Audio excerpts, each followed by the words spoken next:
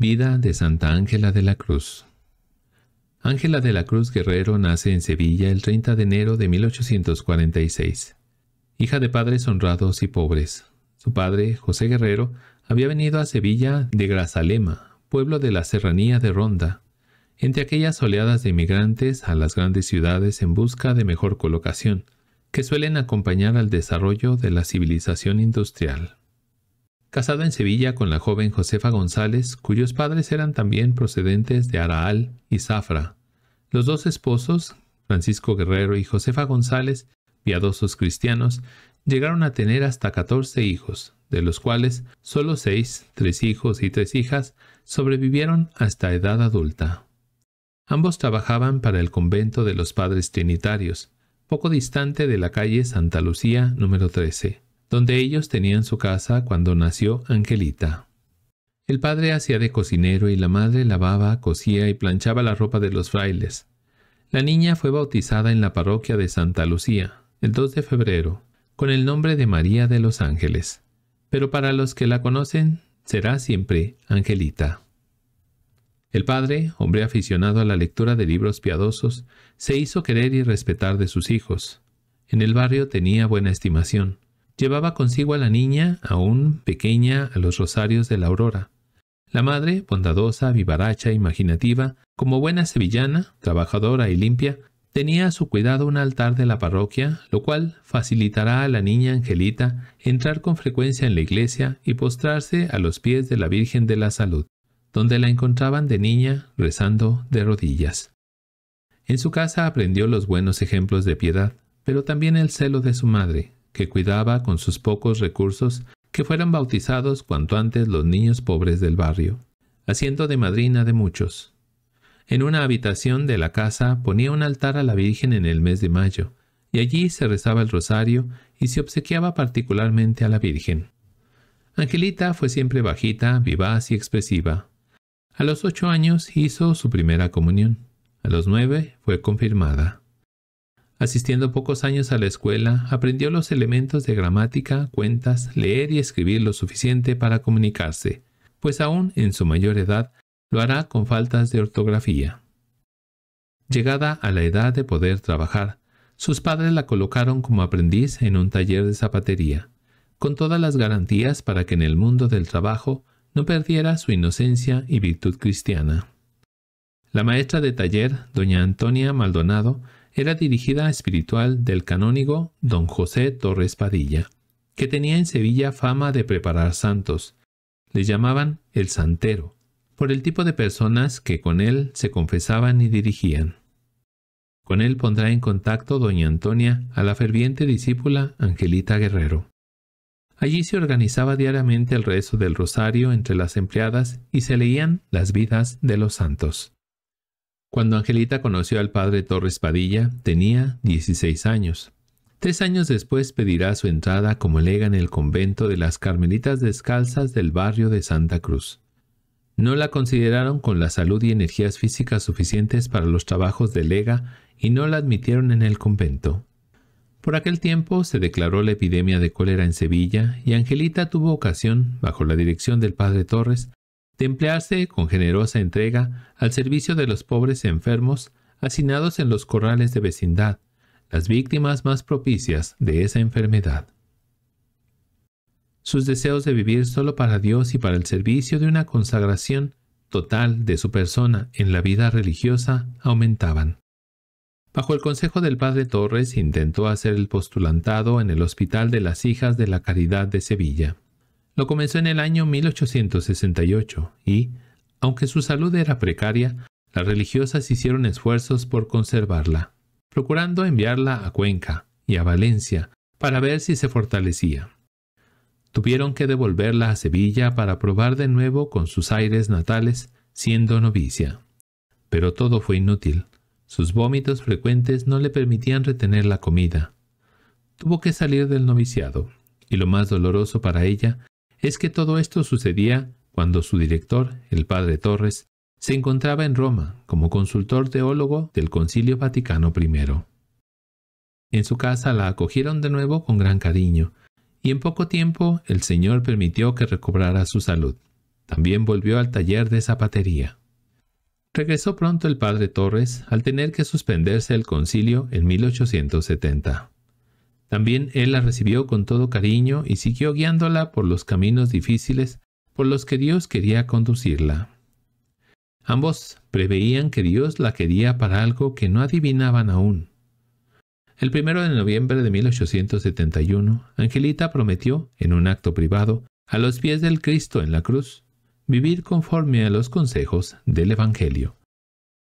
En 1873 tendrá la visión fundamental que le definirá su carisma en la Iglesia: subir a la cruz frente a Jesús, del modo más semejante posible a una criatura, para ofrecerse como víctima por la salvación de sus hermanos los pobres. Bajo la guía y mano firme de su director espiritual, irá recibiendo de Dios los caracteres específicos del instituto que Dios deseaba inaugurar por su medio en la Iglesia, la Compañía de las Hermanas de la Cruz.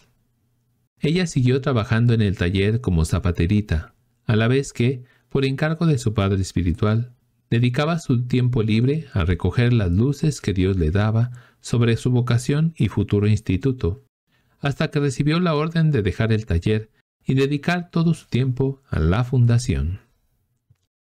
En junio de 1875 tenía ya otras 3 que deseaban seguir la aventura de esa vida que el Señor inspiraba a Angelita. El 2 de agosto de ese mismo año se inauguraba la vida de comunidad en un cuartito con derecho a cocina, alquilado con el dinero que dejaba la mayor de las 3 primeras compañeras, en la casa número 13 de la calle San Luis. Desde aquel día comenzaron sus visitas y asistencias a los pobres, con tal fervor que aquel día se olvidaron de preparar la propia comida. De aquella pobre habitación, en sucesivas etapas, irán pasando primero a una casa del barrio de San Lorenzo, donde encontrarán la protección del párroco, después cardenal, actualmente beato, don Marcelo Spínola, luego a la calle Lerena, más tarde, en 1881, a la calle Cervantes y finalmente, en 1887, a la calle Alcázares, hoy denominada Sor Ángela de la Cruz, donde morirá nuestra santa. En 1877 se había fundado la primera casa filial en Utrera, de la provincia de Sevilla. En 1880 se fundará la Casa de Carmona, Sevilla, y aún seguirán 23 fundaciones más en vida de Sor Ángela de la Cruz. A la vez que crecían las fundaciones, se multiplicaban las vocaciones de almas generosas. Los ejemplos de sacrificio, caridad y humildad de las Hermanas de la Cruz llegaron a ser un elemento connatural con el paisaje ciudadano de Sevilla, tan querido que, aun en época de persecución, los sevillanos decidieron que a las Hermanas de la Cruz no se las tocaba, mientras se llegaban a quemar otros conventos e iglesias. Su ejemplo de caridad, pobreza y humildad se extendió por Andalucía, Extremadura y, poco a poco, a otras regiones de España, también a Argentina e Italia. La madre acudía a las fundaciones, trataba con los fundadores bienhechores, procuraba que las casas fueran de acuerdo con el espíritu de la compañía, pobres y austeras, con lo necesario para su ministerio propio. Lo mejor para la capilla, el resto desprovisto de todo adorno, y lo más propio de pobres y penitentes. Una vez establecidas las superioras y las hermanas, exhortándolas a vivir según el instituto, las dejaba en las manos de Dios y se comunicaba maternalmente con ellas por cartas, para fomentar ante todo su espíritu y responder a las cuestiones que se presentaban. Así se inició una correspondencia epistolar de tal calidad espiritual que la pobre zapaterita, negrita y tontita, como se consideraba ella ante Dios, ha dejado un verdadero tesoro de enseñanza espiritual. Pocos autores espirituales se le podrán comparar en la capacidad de penetración en las almas, la sintonía y la luz que ofrece para encarnar la sabiduría de la cruz en la vida concreta. Su alma caminó de claridad en claridad a través de las pruebas interiores más terribles, apoyada en la clarividencia y firmeza de su director, hasta las cumbres del desposorio espiritual con Cristo.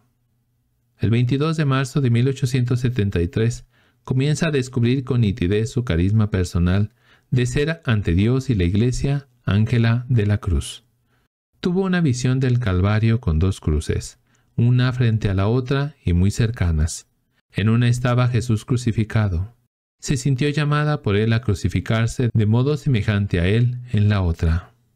Y dijo, con unos deseos tan vivos y una ansia tan vehemente y un consuelo tan puro, que no me quedaba duda que era Dios quien me invitaba a subir a la cruz.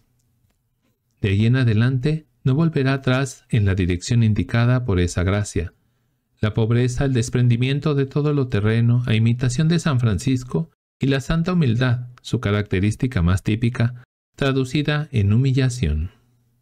Que no haya otro estado tan bajo, tan despreciable, tan humillante, al que yo no pertenezca. Y eso hasta después de su muerte. Había encontrado el tesoro, que se le descubrirá como la voluntad de Dios de crear un instituto de víctimas que se quieran unir a Jesús en la cruz por la salvación de sus hermanos pobres. Las luces y gracias recibidas de Dios en este tiempo le fueron descubriendo no solo el espíritu del nuevo instituto, sino también, con luces y energías espirituales extraordinarias en la historia de la espiritualidad, los caracteres que convenían a sus casas, a sus capillas, portería, dormitorio y hasta la distribución ordinaria del tiempo en sus comunidades. Se le descubría la necesidad de rebatir con la vida de estas nuevas religiosas la corrupción de su siglo. Los librepensadores del tiempo piensan en las religiosas como en gente que no quiere trabajar y buscan una vida cómoda, y de las que se dedican a la caridad no saben sino mandar sin que a ellas les falte nada. La regla de estas religiosas había de demostrar con el ejemplo que, por solo amor de Dios, se abrazan con todo lo contrario. Había de reunir en una sola vida la penitencia de los padres del desierto con la caridad de San Vicente de Paúl, la contemplación y la pobreza de la más oculta religiosa con la vida laboriosa de quien trabaja para aumentar el socorro de los pobres. Pensaba en jóvenes desprendidas de todo lo terreno, hasta de ellas mismas, sin nada terreno más que la ropa puesta, y ésta de limosna, sin flores ni estampas ni ninguna clase de animalitos, para que en nada pueda apegarse el corazón. Ocultas y desconocidas, y sin ninguna apariencia que las haga especiales, una comunidad de vida extraordinaria por su penitencia, obediencia y mortificación en todo, de oración continua a imitación de los ángeles, que bajan del cielo para aliviar a sus hermanos, los hombres, solo cuando Dios se los manda. Silenciosas por las calles, lo único que debería distinguirlas es la modestia, compostura y dulzura con que habían de tratar a todos. En la casa había de reinar un profundo silencio, con sus paredes blancas y toda muy limpia. En el corredor ningún mueble, más que de trecho en trecho un cuadrito sencillo con la estación del Vía Crucis. El ajuar vasto y limpio, todo había de ayudar y convidar a la oración, al desprendimiento de todo, sugerir la limpieza de cuerpo y de espíritu, predicar la pobreza solo con su estilo y el seguimiento de Cristo crucificado. Veía a las hermanas como ángeles volar con diligencia a la asistencia de los pobres enfermos a domicilio, para evitarles el desconsuelo de verse abandonados o apartados de la familia, porque no tienen quien se ocupe de ellos. Las hermanas visitan de día y asisten a la vela nocturna del enfermo que tiene necesidad de ello. Llevan a los pobres la ayuda que recaban de quien tiene posibilidades. Colocan a las jóvenes, hasta abrieron una escuela para las huérfanas solas, preparan a los moribundos y amortajan a los difuntos. Separadas del mundo, se encierran en su casa como ermitañas, después de haber consolado a los pobres y enfermos. No se dedican a relaciones con el mundo, pero siempre hay alguna al cuidado de la puerta para atender al pobre que llame. Pero están dispuestas a salir de su retiro si se trata de algo urgente, como llevar un confesor a un moribundo o algo semejante. El estilo y espiritualidad de Sor Ángela de la Cruz se ha conservado así en nuestro tiempo. El pueblo ama y admira a las hermanas de la Cruz así como son. Durante la crisis de vocaciones religiosas, en su ambiente, las hermanas siguieron teniendo 30 o 40 jóvenes aspirantes en el noviciado. Hoy tienen más de 40. La fundadora consideraba que la vocación que Dios le había hecho concebir y lanzar en la Iglesia era para pocas. Hoy son unas 800 religiosas distribuidas sobre todo en pueblos, pero también en ciudades grandes, en casi todas las regiones de España, incluso en Canarias y en otros países como Italia y Argentina, de donde también llegan al noviciado de Sevilla muy buenas vocaciones. En 1898, León XIII dio el Decretum Laudis del Instituto y San Pío X, en 1904, su aprobación pontificia. La Madre Angelita, como la llamaban con cariño en Sevilla, se convirtió también, con su palabra hablada, de conversación sencilla y profunda, en una institución. La consultaban grandes y pequeños, y le pedían su consejo y bendición. Cuanto más se ocultaba y se humillaba, tanto más la buscaban. Todos los capítulos celebrados durante su vida la reeligieron. Las hermanas no concebían otra cosa posible, pero en el de 1928, cuando ya tenía 82 años de edad, la Santa Sede remitió el asunto de la confirmación de su elección a la discreción del cardenal, para que se eligiera otra religiosa distinta de la fundadora. Cuando se leyó, ante todas, que habría que elegir esta vez otra religiosa, quedaron consternadas las demás. La madre se arrodilló ante los pies del visitador, se los besó y añadió una expresión originalísima suya. Dios se lo pague a Dios. Así indicaba que agradecía a Dios la manifestación de su voluntad y que era lo que ella deseaba. Salió elegida la hermana Gloria. La madre quedó oficialmente como superiora general honoraria y consejera espiritual de todas. A los 85 años de edad, en junio de 1931, se presentaron los primeros síntomas de su última enfermedad. Tuvo una embolia cerebral gravísima. En julio, perdió el habla y, después de 9 meses clavada en la cruz, desde su tarima alzó el busto, levantó los brazos al cielo, abrió los ojos y sonrió dulcemente. Suspiró 3 veces y se apagó su suspiro en este mundo, cayendo recostada sobre su tarima. Su espíritu estaba desde hacía tiempo en las manos del Señor. Sus hijas espirituales se han transmitido como testimonio sus últimas palabras.